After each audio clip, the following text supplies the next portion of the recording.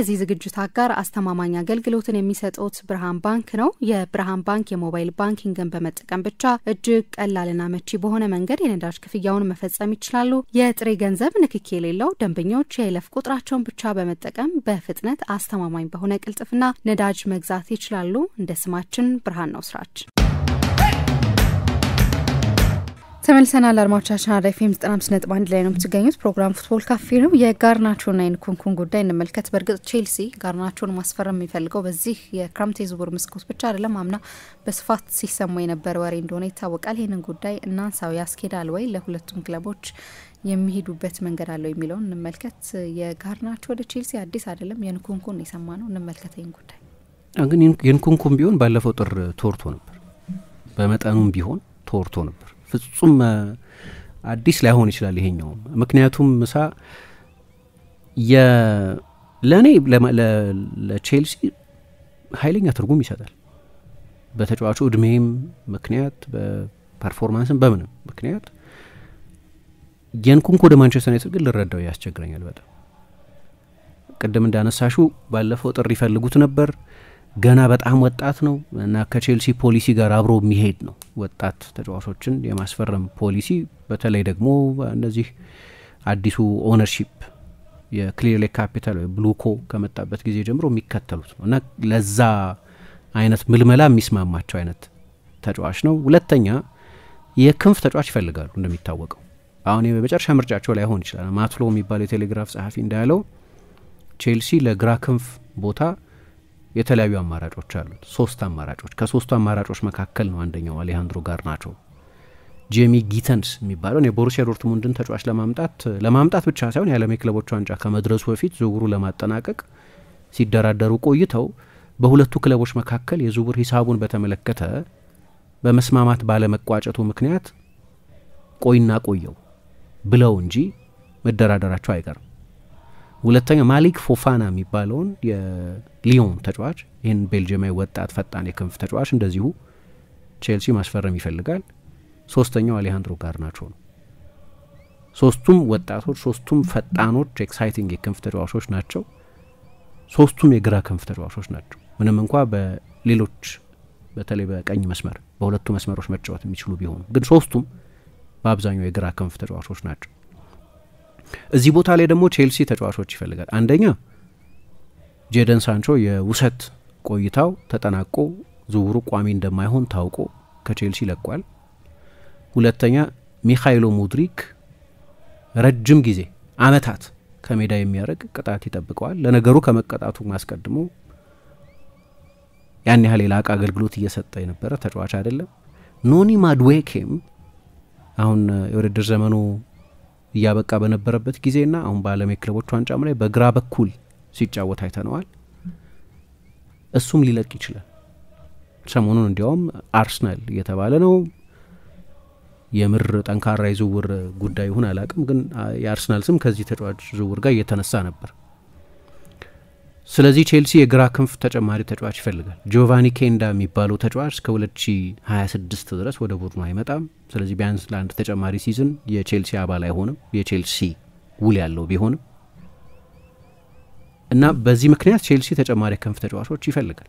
አሰልጣኙ ለእያንዳንዱ ቦታ 2 ተጫዋቾች ያስፈልጉታል። በግራ ክንፍ በኩል ግን አሁን ተጫዋች የለው። ኔቶ መጫወት ይችላል እዛ ቦታ ላይ፣ ማድዌኬ መጫወት ይችላል። ግን ሁለቱም በቀኝ በኩል መጫወት የሚመርጡ ተጫዋቾች ናቸው። አሰልጣኙ ደግሞ ኢንቨርት የሚያደርጉ ተጫዋቾች ነው የሚወደው። ኔቶ በሁለት እግሩ መጫወት ይችላል፣ ግን በአብዛኛው የግራ እግር ተጫዋች ነው። ማድዌኬ ደንበኛ የግራ እግር ተጫዋች ነው። በስትሬት ላይን የሚጫወት ተጫዋች አይወድም። በቀጥተኛ መስመር የሚጫወት ተጫዋች አይወድም። ስለዚህ ኢንቨርት የሚያደርግ የክንፍ ተጫዋች። ሶስቱም ደግሞ እንደዛ ናቸው። ምክንያቱም ሶስቱም የቀኝ እግር ተጫዋቾች በመሆናቸው ምክንያት እያጠበቡ ይገባሉ። ለቼልሲ ስሜት ይሰጣል ይሄ የጋርናቾን መፈለጋቸው። የባህሪ ጉዳይ ነው። እኔ ያው እንግዲህ ባህሪ ምን እንደሆነ እርግጠኛ አይደለሁም። የልምምድ ሜዳ የምናምን ጉዳይ ካልሆነ በስተቀር ከሜዳ ውጭ ያለው ህይወቱ ብዙ ችግር ሆኖ ሲጠቀስ ሰምቻለሁ። ለምሳሌ ራሽፎርድ ወደ ቤልፋስት ሄዶ 2 ቀን በተከታታይ ፓርቲ ሲያደርግ ነበር ምናምን እንደሚባለው አይነት አይመስልኝም።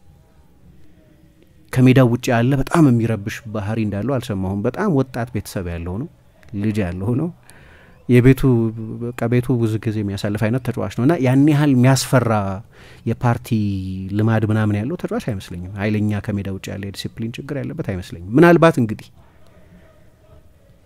ሳይመረጥ ሲቀር አይደለም ከቡድን ውጪ ሲሆን ልክ በዩሮፓ ሊግ ፍጻሜ ጊዜ እንደታየው እሱም ወንድሙ በሰጧቸው አስተያየቶች ምክንያት ወንድሙ ያንዳንዱን የኖካውት ጨዋታ የተጫወተ ተጫዋች እና ዩናይትድ ራሱ ለዩሮፓ ሊግ ፍጻሜ እንዲደርስ አጋዥ የነበረ ተጫዋች እንዴት ፍጻሜው ላይ ተጠባባቂ ይደረጋል? ያንዳንዱን የኖካውት ጨዋታ ግማሽ ፍጻሜውን ደርሶ መልስ፣ ሩብ ፍጻሜውን ደርሶ መልስ ያደረገ ተጫዋች አለ።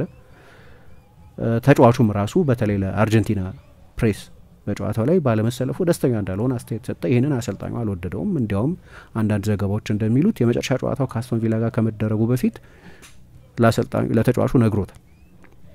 በእኔ እቅድ ውስጥ በሚቀጥለው ዓመት ቦታ የለህም ብሎታል። ያው ኮንትራት ስላለው ዴሊኬት ነገር ነው፣ ውጣ ማለት አትችልም አንድን ተጫዋች። ግን በእኔ እቅድ ቦታ ስለሌለህ ሌላ ክለብ አናግር ሊለው ግን ይችላል። እንደዛም ደግሞ ብሎታል ይላሉ። ይህንን ትልልቆቹ ብዙ ምናምናቸው ጋዜጠኞች ሳይቀር ብለዋል። በባህሪ ብቻ ሳይሆን ግን በስታይልም ማንቸስተር ዩናይትድ ሩበን አሞሪምን ከቀጠረ ጊዜ ጀምሮ አንድ እናነሳው የነበረው ነገር የእሱ ሴታፕ ለንጹህ የክንፍ ተጫዋች አይሆንም። ጋርናቾ፣ ራሽፎርድ፣ አንቶኒ አይነቶቹ ተጫዋቾች ደግሞ ንጹህ የክንፍ ተጫዋቾች ናቸው። ክላሲክ የ4-3-3 ወይም የ4-4-2 የክንፍ ተጫዋቾች ናቸው፣ ወይም 4-2-3-1 ሲስተሙ ምንም ይሁን ግን ደንበኛ አውት ኤንድ አውት የክንፍ ተጫዋቾች ናቸው። ይሄኛው ሲስተም ዊንግ ባኮችና ኢንሳይድ 10 ቁጥሮችን የሚጠቀም እንጂ ንጹህ የክንፍ ተጫዋች የሚጠቀም አይደለም። አሁን አንዳንዱ ለምሳሌ አማድ በንጹህ የክንፍ ተጫዋችነት አይደለም እየተጫወተ የነበረው። ያኔም ስናነሳ የነበረው ከሌሎቹ ከአራቱ የማንቸስተር ዩናይትድ የክንፍ ተጫዋቾች የተለየ የፕሌይሜኪንግ ችሎታ ስላለው ቢያስፈልግ ወደ ውስጥ አስገብቶ በ10 ቁጥር ቦታ መጠቀም ይቻላል። ደግሞ በአብዛኛው የተዋጣለትም በዛ ቦታ ነው። ግን ደግሞ ጠንካራ የስራ አቲቲዩድ ስላለው የዊንግ ባክ ተጫዋቹ ሆኖ ሲጫወት ለክፉ አይሰጥም። ሁለቱ ቦታዎች ላይ መላቅ ይችላል። ሌሎቹ ግን ደንበኛ የትራንዚሽን የክንፍ ተጫዋቾች ናቸው። ራሽፎርድም አንቶኒም በተለይ ሁለቱ ጋርናቾና ራሽፎርድ። ስለዚህ ለማንቸስተር ዩናይትድ ታክቲካዊ ትርጉምም የለውም አሁን አሰልጣኙ ሌላ ሲስተም ካለው። ስለዚህ ከአሰልጣኙ ጋር ያለው ግንኙነት ጥሩ አይደለም። አሁን ዩናይትድ ግን ብዙ ምርጫ ያለው አይመስልም ተጫዋቹን በተመለከተ። ለማን ነው የሚሸጠው? ናፖሊ ነበር ይባል የነበረው። ናፖሊ ሌሎች አላማዎች ላይ ነው የበለጠ እያተኮረ ያለው። አንደኛ አጥቂ ማምጣት፣ አሁን የዳርዊን ኑኔዝ ስም እየተነሳ ነው። የሆነ ጊዜ ጆናታን ዳቪድ ይባላል። እንዶዬን ከቦሎኛ መውሰድ ይፈልጋሉ። በጣም የተዋጣለት ሲዝን ያሳለፈ ስዊዘርላንድ አጥቂ ነው። ኬቨን ደ ብሮይነን አስፈርመዋል። የጃክ ግሪሊሽም ስም ይነሳል ሰሞኑ እንደምትሰሚ ወደ ናፖሊ እየተባለ። ስለዚህ የናፖሊ ጉዳይ አሁን ለጊዜው አማራጭ አይመስልም። ሌላ ከጋርናቾ ዝውውር ጋር ስሙ እየተነሳ ያለም ትልቅ ክለብ የለም፣ ቼልሲ ብቻ። ስለዚህ አንዳንዴ አማራጭ በማጣት ለቼልሲ ተጫዋች መሸጥን መልቀቅን ባይመርጡም ለሱ መዳረሻ የሚሆን ሌላ ብዙ አማራጭ ግን የለም። ስለዚህ ለማንቸስተር ዩናይትድም ይህንን ተጫዋች የሚወስድ ፈላጊ ክለብ ይፈልጋል። ሁለተኛ የክሪስቶፈር ንኩንኩ ጉዳይ ነው። የንኩንኩ ከዩናይትድ አንጻር ብዙ ስሜት አይሰጥም ለኔ፣ ምንም ሎጂካልም አይመስለኝም። ምክንያቱም አልተሳካለትም። አንዳንዶቹ ነገሮች ከሱ ቁጥጥር ውጭ የሆኑ ነገሮች ናቸው። ለምሳሌ የጉዳት ጉዳይ ገና እንደመጣ ነው ከባድ ጉዳት የገጠመው። አሰልጣኝ ማውሪሲዮ ፖቼቲኖ ቡድኑን በሱ ዙሪያ ነበር መገንባት ይፈልግ የነበረው። ነገር ግን በዩናይትድ ስቴትስ እያሉ ነው ከባድ ጉዳት የገጠመው። የሲዝኑን አብዛኛውን ጊዜ አልነበረም። የሚገርመው ጃክሰን ተቀጣ አይደለም እና ተጎዳም የውድድር ዘመኑ ሲያበቃ ባለፈው በተጠናቀቀው የውድድር የሊግ ሲዝን ማለት ነው። እና 5 ተከታታይ ጨዋታዎች ላይ መሰለፍ እድል አግኝቶ ነበር ክሪስቶፈር ንኩንኩ። ያኔ ነበር የሱን የቼልሲ ቆይታ ሊወስን የሚችል እድል ነበር። ያ ወር 5 ተከታታይ ጨዋታ ጀመረ። ከሳውዛምፕተን ጨዋታ በስተቀር ጎልም አሲስትም አላስመዘገበም። ለነገሩ የጃክሰን ቦታም ላይ መጫወት የሚችል አይመስለኝም። አንደኛው ያው የጉዳት ጉዳይ ነው። ሁለተኛ የቡንደስሊጋ የአመቱ ኮከብ ተጫዋች የነበረም ቢሆን በአንደኛው ሲዝን የቡንደስሊጋ ከፍተኛ ጎል አስቆጣሪ ሆኖ ያጠናቀቀም ቢሆን አንዳንድ ተጫዋቾች በቡንደስሊጋ የነበራቸውን ችሎታ በፕሪሚየር ሊግ መድገም የሚሳናቸው ተጫዋቾች አሉ። እሱ ብቻውን አይደለም። ቲሞ ቬርነር ለምሳሌ እንዲህ አይነት ችግር ነበረበት። ሌሎችም ተጫዋቾች የቡንደስሊጋ ብቃታቸውን በእንግሊዝ ለማሳየት የሚቸግራቸው ተጫዋቾች ነበሩ። ምናልባት ከነሱ መካከል አንደኛው ሊሆን ይችላል። ግን ሁለት ከባባድ የጉልበት ጉዳቶች ናቸው በሁለት ዓመት ጊዜ ውስጥ የገጠሙት። አንደኛው ልክ የዓለም ዋንጫው የካታር የዓለም ዋንጫ ከመጀመሩ በፊት የፈረንሳይ ብሔራዊ ቡድን ዝርዝር ውስጥ ነበር። ከዓለም ዋንጫው ውጪ የሆነው በዛ ጉዳት ምክንያት አልተጫወተም ያንን የዓለም ዋንጫ።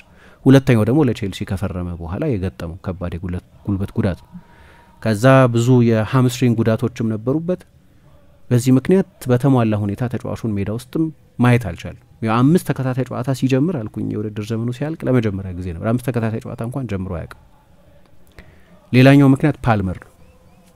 እኔ ድሮም ቢሆን ልክ እንደ ጃክሰን አይነት የተጀርባ የተጋጣሚ ቡድን ስፔስ የሚያጠቃ ተጫዋች አልነበረም። የበለጠ የፕሌይ ሜከር ችሎታ ያለው ጎል አስቆጣሪ ይሄ ነበር እና ፓልመር ደግሞ በተለይ በተጠናቀቀው የውድድር ዘመን ማሬስካ ከተቀጠረበት ጊዜ ጀምሮ ግን አስቀድሞም ፖቼቲኖም እያለ የቡድኑ ዋናው ፕሌይ ሜከር እሱ ነው። ሴንትራል ቦታዎችን ይዞ የሚጫወት ተጫዋች እሱ ነው። ምናልባት በመጨረሻዎቹ ወራት ከመቀዛቀዙ በስተቀር ወደ ቼልሲ ከሄደበት ጊዜ ጀምሮ ከፕሪሚየር ሊግ ስታሮች መካከል አንደኛው ነበር። ይፎካከር የነበረው ለዚያ ቦታ ነው። ያንን ፉክክር ደግሞ ማሸነፍ አይችልም። ስለዚህ ከቼልሲ መውጣት አለበት። ለዩናይትድ ግን ቀደም አንድ አድማጫችን እንዳለው ክሪስቶፈር ቪቬል በላይፕዚግ እና አብረው ስለሰሩ አብረው የመስራት ታሪክ ስለነበራቸው በቼልሲም እንደዚሁ ክሪስቶፈር ቪቬል የቼልሲ ባለሙያ ስለነበሩ በዛ ሊንክ ካልሆነ በስተቀር በዩናይትድ ቦታም ለማሰብ ይቸግረኛል። የቱ ጋር ይጫወታል የሚለውን በተመለከተ አጥቂ ያስቸግራል። አጥቂ ሆኖ ለመጫወት 10 ቁጥር ቦታዎች ላይ 2 ተጫዋቾች እየጨመረ ነው እምቤሞንና ኩኛን ከሆነ ምናልባት ከባድ ስህተት ሊሆን ይችላል። ቼልሲ ግን ፈላጊ አጥቷል ይሄን ተጫዋች። ባየር ሙኒክ ይባል ነበር ባለፈው ጥር። አሁን የባየር ሙኒክ ስም ከሌሎች የክንፍ ተጫዋቾች ጋር መጀመሪያ ከኒኮ ዊሊያምስ ጋር በኋላ ከፍሎሪያን ቪትስ ጋር ከሌሎች ተጫዋቾች ጋር ነው ስሙ እየተነሳ ያለው። ወደ ባየር ሙኒክ የሚመለስበት እድል አሁን ለጊዜው ያን ያህል ሰፊ አይመስልም። ወደ ጀርመን የሚመለስበት እድል ለቼልሲ ግን የሆነ ኦፍሎድ ማድረግ ይፈልጋል። ተጫዋቹን ከቼልሲ ማስወጣት ይፈልጋል። ለጊዜው ያን ያህል ጠንከር ያለ አይደለም እና ማትሎ እንደሚለው ልውውጥ አይደለም፣ ሴፓሬት ነው። ጋርናቾ ለእንኩንኩ ልዋጭ አይደለም ሆኖ የሚሄደው ሴፓሬት ድርድር ነው የሚሆነው። ምክንያቱም ስሜት አይሰጥም። ምክንያቱም የጋርናቾ የገበያ ዋጋ ከፍተኛ ነው የሚሆነው። 60 ሚሊዮን ነው ማንቸስተር ዩናይትድ ይፈልጋል የሚባለው። እንኩንኩ በጭራሽ 60 ሚሊዮን አይወጣም አሁን ባለበት ሁኔታ። ስለዚህ ልትለዋወጫቸው አትችይም። ሴፓሬት ዲል ነው ይሆናል ተብሎ የሚጠበቀው።